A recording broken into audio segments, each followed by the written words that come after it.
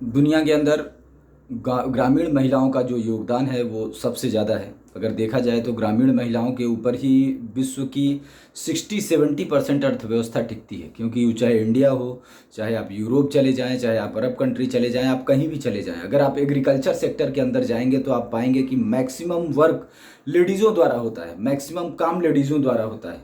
होता क्या कि एग्रीकल्चर खुद का लैंड होता है, वहाँ पे इंसान खुद जा सकता है। मैक्सिमम जगहों पे ऐसा कल्चर है कि वो अपने लैंड में अपना खुद का मकान बनाते हैं, तो परिवार वहीं रहता है। तो जो बाहर के काम होते हैं वो जो जेंट्स लॉबी है वो जा करके संभाल लेती है, और लेडीज़ लॉबी बड़े आराम से एग्रीकल्चर का जो सेक्टर होता है, एग्रीकल्चर से जुड़ी हुई जो चीज़ें होती हैं उसको संभाल लेते हैं।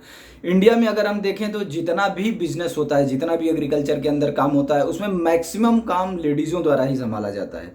वुमेन पावर के माध्यम से ही एग्रीकल्चर पूरी दुनिया में हो पाता है। और एग्रीकल्चर की अगर हम एक खास बात देखेंगे, एग्रीकल्चर के अंदर अगर हम एक खास चीज़ देखेंगे तो ये पाएंगे कि एग्रीकल्चर एक बेस है। मार्केट में 60-70% बिजनेस का जो आधार है वो एग्रीकल्चर है।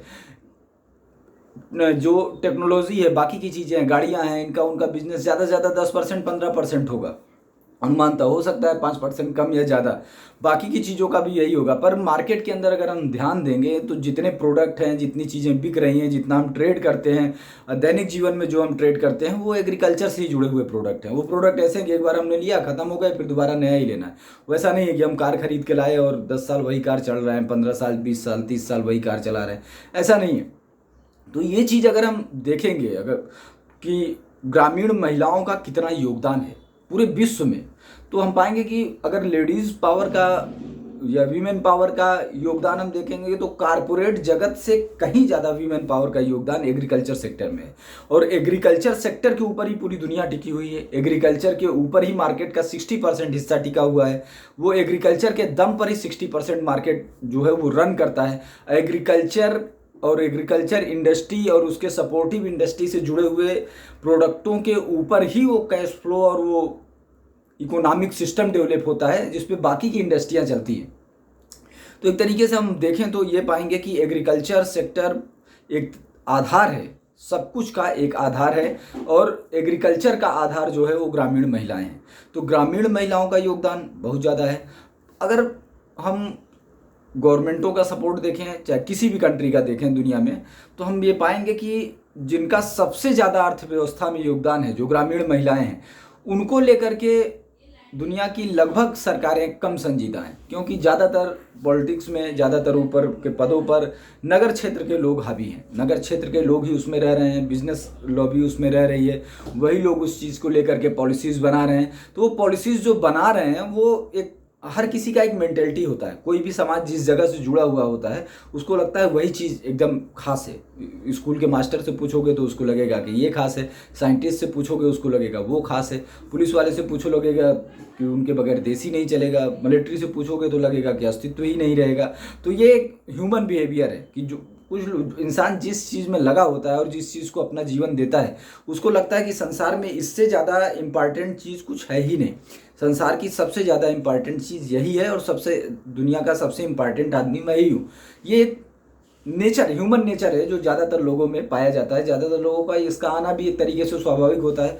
एक इंसान किसी भी चीज़ में लगा होता है, दिन रात उसका दिमाग उसी में लगा हुआ होता है, और वो किसी न किसी तरीके से चीज़ों को मैनेज कर रहा होता है, तो उसके अंदर इस भावना का आना भी स्वाभाविक है।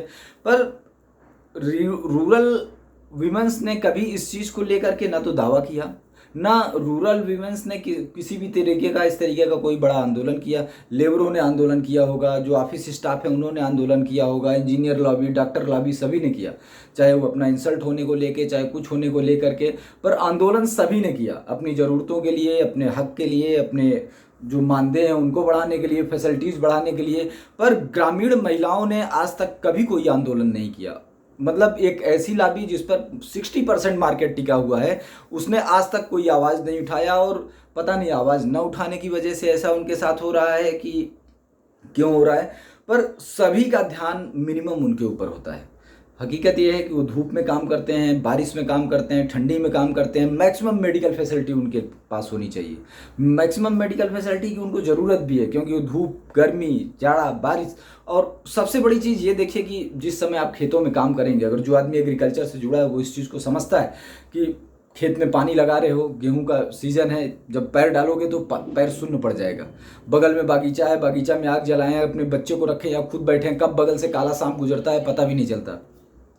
बहुत बड़ा रिस्क है एग्रीकल्चर। जितना सुनने में एक अंग्रेजी में अच्छा शब्द लगता है, यूनिक लगता है, हरे हरे खेत देखना, बागीचा देखना, उससे ज़्यादा खतरनाक उसमें रहना है। आप बागीचे में टहल रहे हो, जहाँ रात हुआ तहाँ खोखले पेड़ों से निकल के बीज खोपड़ा और गोंटा टहलने लगता है तो दम घुट जाए, भागना शुरू कर देता है आदमी।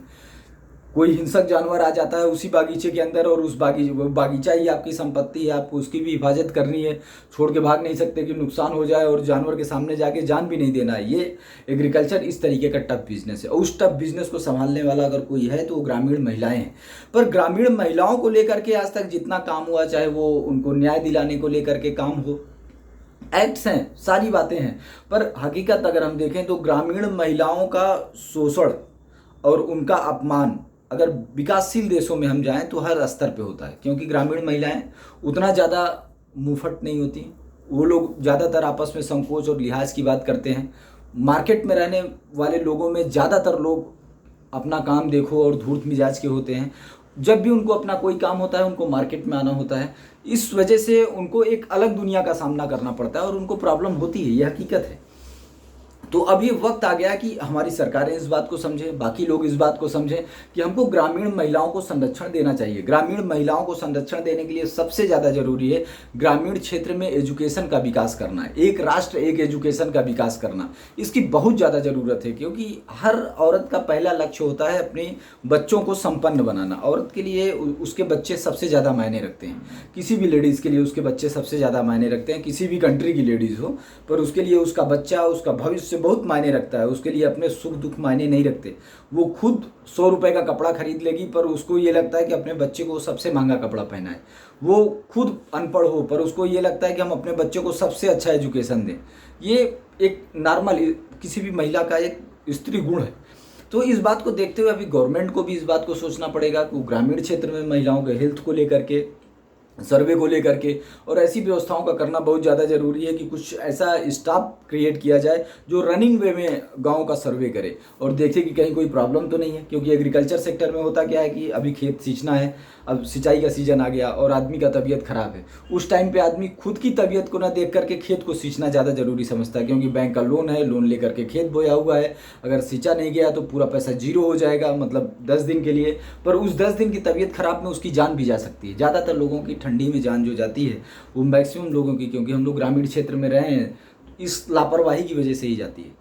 खेत की सिंचाई चालू रहती है, सारी व्यवस्थाएं चालू रहती हैं, शीतलहर भी चल रहा होता है, उसी टाइम पे इंसान बीमार भी होता है, उसी टाइम पे इंसान की फसलें भी खड़ी होती हैं, फसलों के ऊपर ही उसका पूरा भविष्य होता है। खासतौर से जैसा मैंने बोला कि हर स्त्री को अपने बच्चे की चिंता अपने जान से ज़्यादा होती है। तो बच्चे का फीस देना है, कोई बच्चा बाहर पढ़ रहा है उसको भी पैसा भेजना है, वो सब कुछ, सारी उम्मीदें उसी पे टिकी होती हैं। और ये अगर डेथ रेट हम देखेंगे तो ठंडियों में बढ़ने का सबसे बड़ा रीज़न यही है। इसलिए ये बहुत ज़्यादा ज़रूरी आ गया है कि गांव में रहने वाली स्त्रियों की सुरक्षा के लिए, गांव में रहने वाली स्त्रियों के स्वास्थ्य की सुरक्षा के लिए इस तरीके की योजनाएं बनाई जाएं, इस तरीके की हेल्थ का इंतजाम किया जाए, ऐसे हेल्थ वर्कर्स का निर्माण किया जाए कि वो ग्रामीण क्षेत्र में रनिंग वे में काम करें। ठंडी के सीजन में यहाँ कम से कम एक हफ्ते में एक बार तो हर गांव का सर्वे हुई, हर गांव में एक बार वो जाएं ताकि उनको पता चले कोई बीमार तो नहीं, क्योंकि ज़्यादातर बीमारियां नॉर्मल होती हैं, शीतलहर से, ठंडी लगने से और ठंड में पानी में, क्योंकि उनका काम वैसा है कि उनको जाना ही जाना है। दुनिया कुछ भी बोले, कोई रजाई में रहे, गद्दे में रहे, स्कूल की छुट्टी हो जाएगी, जो लाखों रुपए पगार ले रहे हैं उसी टैक्स पर उनकी भी छुट्टी हो जाएगी, वो भी रजाई में बैठ के रिमोट से टीवी देखेंगे, एसी चला के कमरा गर्म करके।